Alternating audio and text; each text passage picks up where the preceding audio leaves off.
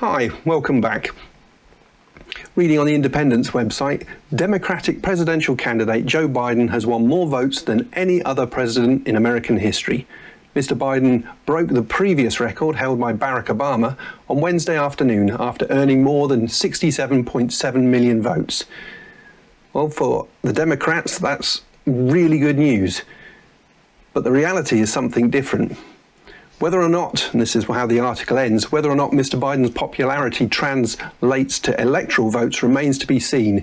In 2016, Democrat Hillary Clinton defeated Mr. Trump in the popular election by 3 million votes, but ultimately lost the Electoral College and the election.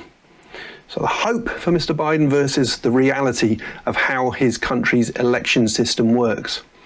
And it's not just Mr. Biden that has been having hopes facing realities. Of course, the same is the case for Mr. Trump.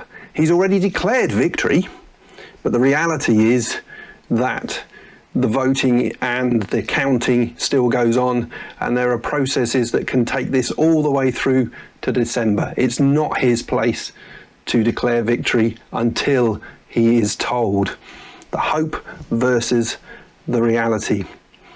And over here in the UK, well, we're on the eve of a national lockdown, and there are hopes versus realities here.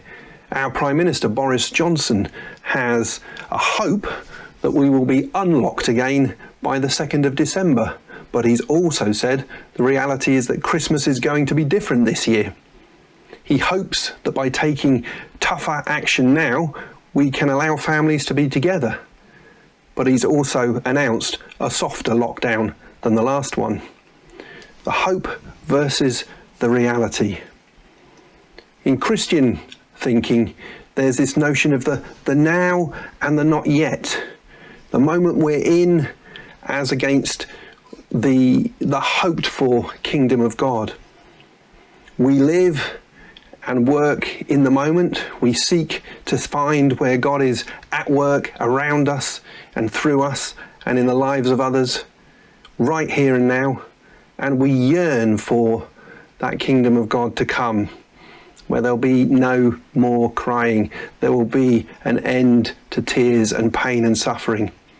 We live in these in-between times between the present moment and the hoped for future.